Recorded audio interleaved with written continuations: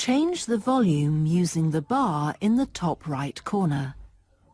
Click Continue when you hear the sound clearly. Change the volume using the bar in the top right corner. Click Continue when you hear the sound clearly.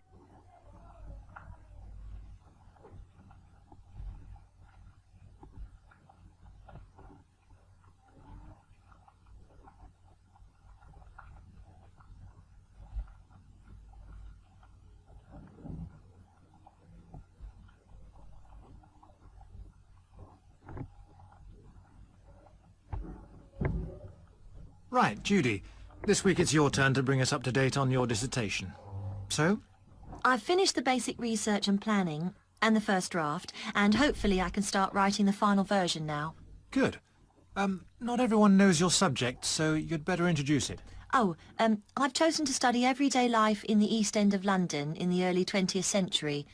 Lots of books have been published about the East End, covering everything from health to how roads and districts got their names.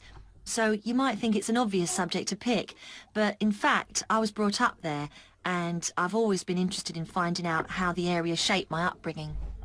What materials did you use in your research? As I said, a lot's been written about the area and I use some of it to get an idea of what to cover, but the bulk of my work is based on the elderly people from the area who I managed to contact and arrange to meet and then recorded as they talked to me. And when they referred to any specific events, I looked them up in local newspapers from the time. Was it difficult to get enough source material? Not a bit. The problem started when I thought I had enough material and sat down to devise a workable filing system. It took ages, but I was really glad of it when I came to writing the draft. Otherwise it would have been impossible.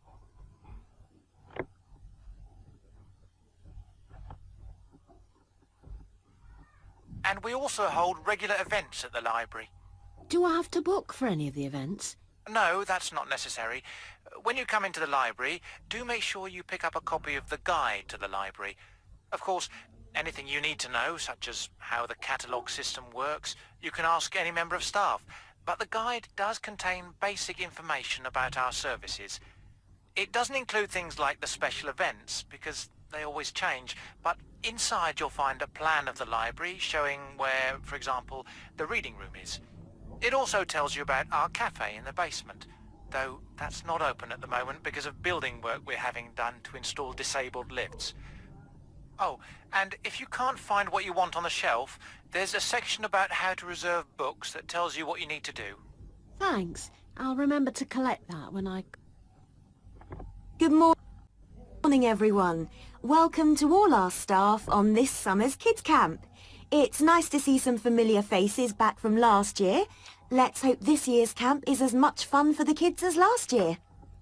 In our orientation programme this morning, I will introduce you to all the people you need to know at the camp. They each have a different responsibility in the centre, so it's a good idea to make a note of who does what.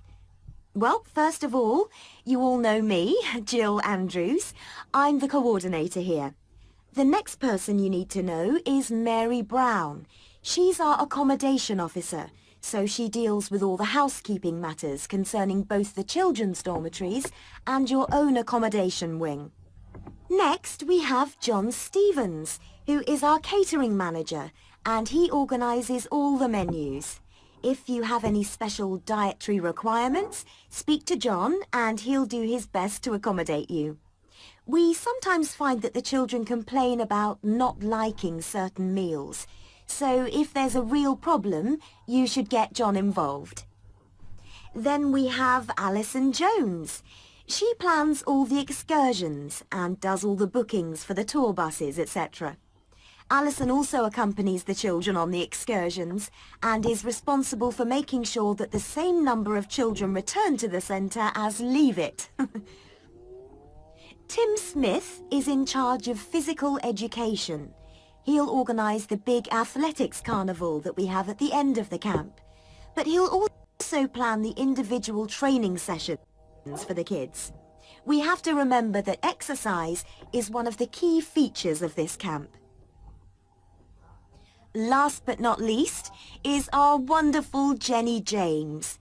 She looks after any of the children who are homesick or have problems getting on with other kids here. So don't feel you have to deal with those problems yourself.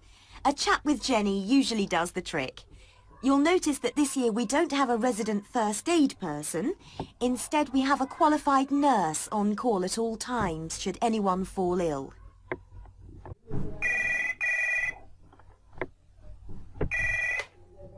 Three 48831. Oh, hello. I'm calling about your advertisement in the local paper. Oh, well, there were two ads, actually. Was it the one for second-hand furniture? That's right, yes. Last Thursday? Oh, yes. Some of it's already gone, I'm afraid, but what exactly were you interested in? Mainly the dining room furniture, especially the table. Has that gone yet? Not yet. Oh, good. Can you tell me a bit about it? Well, it's round. I'm not sure of the exact measurements, but it's medium-sized. It seats about 6. And how old is it? Let's see. 10 years. No, it must be 12 by now. And the advertisement said you were asking £25 for that? That's right.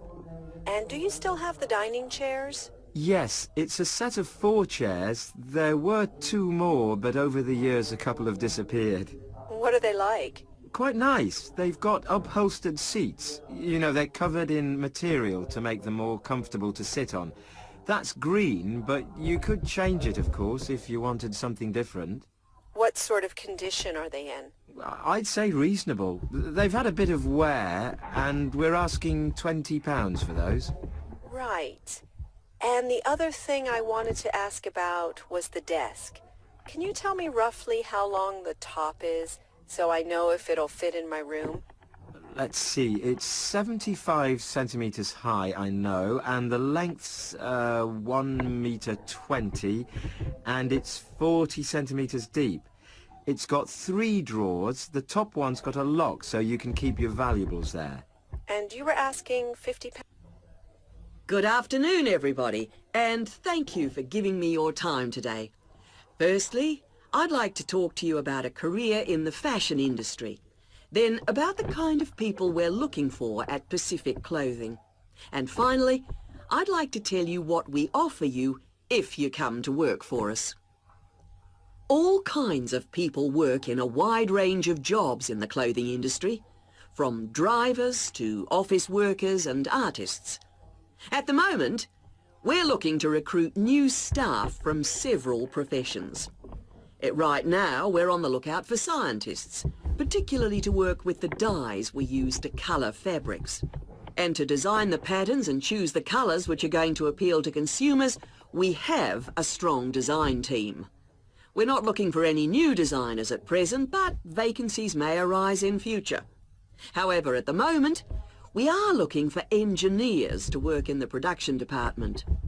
Just like any company, we too need practically minded people to make sure that we're not spending more than we're earning. So we're currently recruiting accountants. They're not usually associated with fashion, but let me tell you, they perform a vital task. But that's not to say that if you have qualifications in another field, such as management or sales, we won't be needing someone like you in the future. All right. Those of you who want to go on the ride, please just wait a moment while I give some directions to the rest of the group. You'll notice that the Welcome Center, where we are, is located on the southwest corner of Elm and Main Streets. For those of you interested in doing a little shopping, on the other side of Main Street, you can see a wonderful quilt shop. These are handmade blankets, which are usually made from patches of leftover material. They make wonderful gifts, but let me warn you, it will be hard to leave that shop, so you may want to save that for last. The next street up Main is Ash Street. On the south side of Ash is a handicrafts museum worth a look. You'll be amazed at the variety of handmade crafts there. On Main Street, in the middle of the block past Ash, but before Oak Street, is a traditional one-room schoolhouse. Please be as quiet as possible and do not take photographs, as school is in session.